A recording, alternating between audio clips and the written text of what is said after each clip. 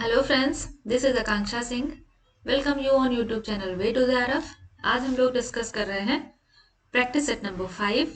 इसके पहले 4 classes upload हो चुकी हैं जो कि आपको चैनल पे मिल जाएंगी और सारी क्लासेस फ्री ऑफ कॉस्ट हैं। और अगर आप होम साइंस से रिलेटेड किसी भी कॉम्पिटिटिव एग्जाम की प्रिपरेशन कर रहे हैं तो ये सारे प्रैक्टिस सेट आपको उसमें भी हेल्प करेंगे। और अगर अभी तक आपने चैनल सब्सक्राइब नहीं किया है तो चैनल को सब्सक्राइब जरूर कर लें। क्लासेस अगर आपको अच्छी लगती हैं तो लाइक करें और अपने फ्रेंड्स के साथ शेयर जरूर करें। तो हम लोग स्टार्ट करते हैं क्वेश्चन नंबर 1 से। हमारा पहला क्वेश्चन है, when blood glucose is abnormally high what is release from the pancreas. जब ब्लड में ग्लूकोज लेवल हाई होता है तब पैंक्रियाज से क्या रिलीज होता है। और हमने पढ़ रखा है कि पैंक्रियाज से 2 हार्मोन्स रिलीज होते हैं, एक होता है इंसुलिन, दूसरा होता है ग्लूकागॉन। जब भी ब्लड में ग्लूकोज का लेवल हाई होता है तब इंसुलिन रिलीज होता है, और जब भी ब्लड में ग्लूकोज का लेवल कम होता है तब ग्लूकागॉन रिलीज होता है। दोनों का काम क्या है, ब्लड में जब ग्लूकोज का लेवल हाई है तब इंसुलिन रिलीज होता है और ग्लूकोज के लेवल को कम करता है, और जैसे ही ब्लड में ग्लूकोज का लेवल कम होता है एक ग्लूकागॉन रिलीज होता है जो ब्लड में फिर से ग्लूकोज के लेवल को बढ़ाना शुरू करता है। तो इंसुलिन और ग्लूकागॉन इन दोनों का काम एक दूसरे से बिल्कुल अपोजिट है, और ये 2 हार्मोन है ग्लूकागॉन एंड इंसुलिन जो कि पेंक्रियास से रिलीज होते हैं। और यहाँ पे हमारा करेक्ट आंसर है इंसुलिन। हमारा क्वेश्चन नंबर 2 आता है, anaemia caused by vitamin B12 deficiency। B12 की डिफिशियंसी से कौन सी एनीमिया होती है। तो ऑप्शंस क्या है, megaloblastic, pernicious anaemia, sickle cell anaemia या ऑल द अबव। तो B12 की डिफिशियंसी से जो एनीमिया होती है उसको हम कहते हैं परनीसियस एनीमिया, और जो मेगेलोब्लास्टिक है ये फॉलिक एसिड की कमी से होती है। तो फॉलिक एसिड की जब कमी होगी तब जो एनीमिया होती है उसको हम बोलते हैं मेगेलोब्लास्टिक। जब B12 की डेफिशिएंसी होती है तब जो एनीमिया होती है उसको हम बोलते हैं परनीसियस एनीमिया। और सिकल सेल एनीमिया क्या होता है, जो हमारे जो रेड ब्लड सेल्स होते हैं वो ओवल शेप में होते हैं, और यही रेड ब्लड सेल्स जब ऐसे सिकल फॉर्म में बनने लगते हैं, इनमें आगे यहाँ पे एक पॉइंट नोक बन जाती है जिसकी वजह से हमारी और सेल जो ब्लड सेल्स हैं वो डैमेज होने लगती हैं। जब ये रेड ब्लड सेल्स डैमेज होने लगती हैं इससे हीमोग्लोबिन लेवल कम हो जाता है, और जब हीमोग्लोबिन लेवल कम होगा तो एनीमिया होगा। तो सिकल सेल एनीमिया में क्या होता है, जो हमारे नॉर्मल रेड ब्लड सेल्स हैं ये सिकल की तरह बनने लगते हैं और बाकी सेल्स को डैमेज करने लगते हैं। तो विटामिन B12 की कमी से जो एनीमिया होती है उसको हम बोलते हैं परनीसियस एनीमिया। नेक्स्ट आता है question number 3, most widely used and controversial flavour enhancer is. ऐसा कौन सा सब्सटेंस है जिसको फ्लेवर इनहेंसर के लिए यूज किया जाता है और बहुत ज्यादा यूज किया जाता है, लेकिन उसके साथ साथ कंट्रोवर्सीज भी हैं कि उस जो भी सब्सटेंस यूज किया जा रहा है उसको यूज करना चाहिए या नहीं करना चाहिए, ये कंट्रोवर्सी है उसके साथ में। और जो यूज किया जाता है मेनली फ्लेवर को बढ़ाने के लिए। ऑप्शंस क्या है, monosodium propionate, sodium propionate, sodium benzoate या मोनोसोडियम ग्लूटामेट। तो जो हमारा ऑप्शन है वो है मोनोसोडियम ग्लूटामेट, जिसको हम लोग MSG भी बोलते हैं या इसको हम अजीनोमोटो भी बोलते हैं। तो ये जो सब्सटेंस है ये मेनली फ्लेवर को इनहेंस करने के लिए यूज किया जाता है, लेकिन ये बहुत सारी जगहों पे ये बैंड है। क्यों बैंड है, क्योंकि मोनोसोडियम ग्लूटामेट का जब हम ज्यादा इस्तेमाल करते हैं तो उससे BP प्रॉब्लम्स बढ़ती हैं, स्वेटिंग प्रॉब्लम आती है, एक्सेसिव स्वेटिंग होने लगती है, बॉडी में स्वेलिंग आ जाती है और डिजीनेस फील होता है। ये कुछ साइड इफेक्ट्स हैं मोनोसोडियम ग्लूटामेट के। तो अगर हम बात करें नेक्स्ट क्वेश्चन, हमारा क्वेश्चन नंबर 4 क्या है, test to assess PEM in children in early stage is. PEM क्या है, प्रोटीन एनर्जी मालन्यूट्रिशन। और चिल्ड्रन अर्ली स्टेज के चिल्ड्रन जो हैं उनमें अगर हमको प्रोटीन एनर्जी माल न्यूट्रिशन पता करना है कि उनमें प्रोटीन एनर्जी माल न्यूट्रिशन है या नहीं है, तो हम कैसे चेक करेंगे, कैसे टेस्ट करेंगे।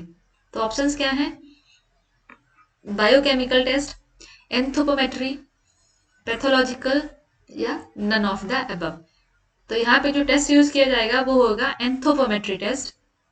अगर अर्ली स्टेज के चिल्ड्रन हैं उनमें आपको प्रोटीन एनर्जी माल न्यूट्रिशन को असेस करना है या डिटेक्ट करना है उसके लिए जो टेस्ट यूज होता है वो है एंथ्रोपोमेट्री टेस्ट।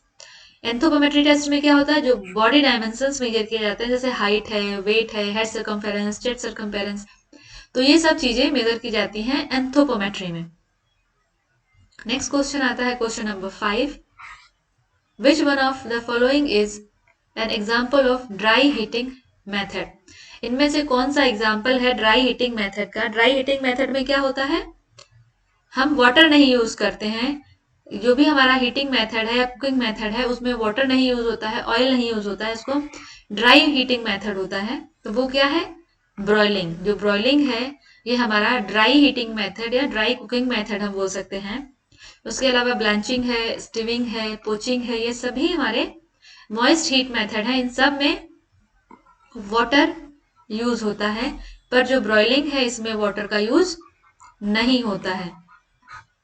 नेक्स्ट क्वेश्चन हमारा आता है question number 6, which is the specific sequence of human development? Human development का स्पेसिफिक सीक्वेंस क्या है, या ह्यूमन डेवलपमेंट के लिए लॉज क्या क्या है?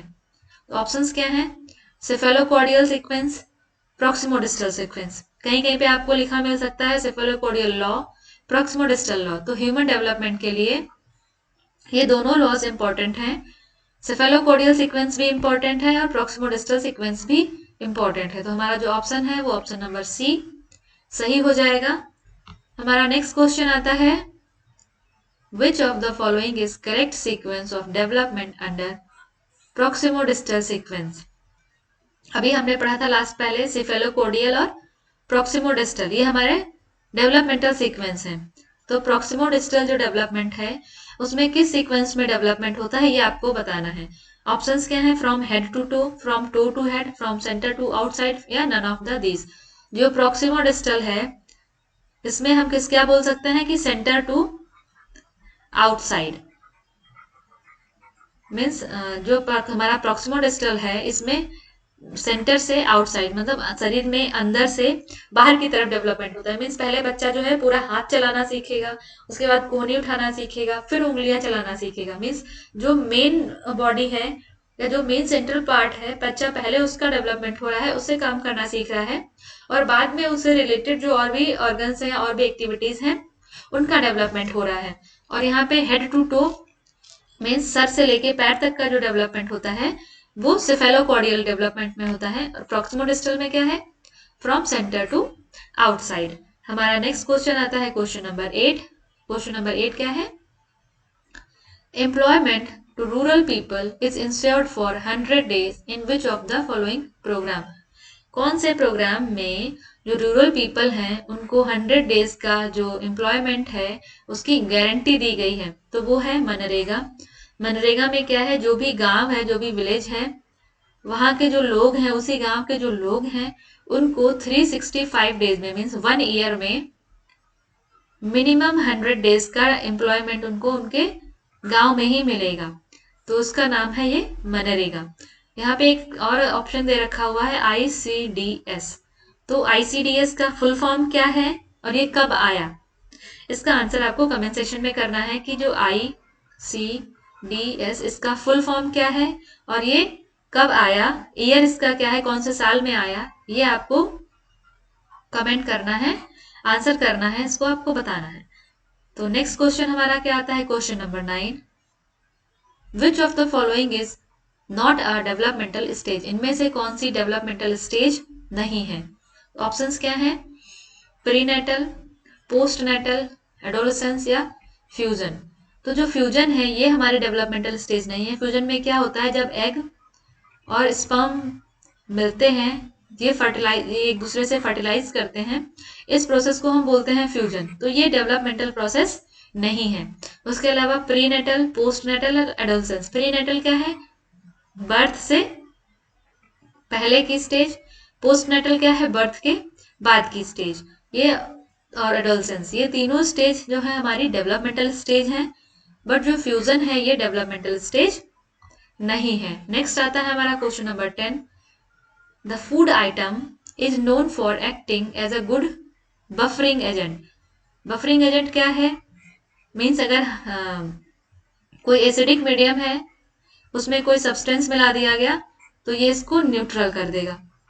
उसके बाद अगर कोई बेसिक सब्सटेंस, बेसिक बेस वाली क्राइटेरिया है, उसमें सब्सटेंस मिला दिया गया, ये उसको न्यूट्रल कर देगा।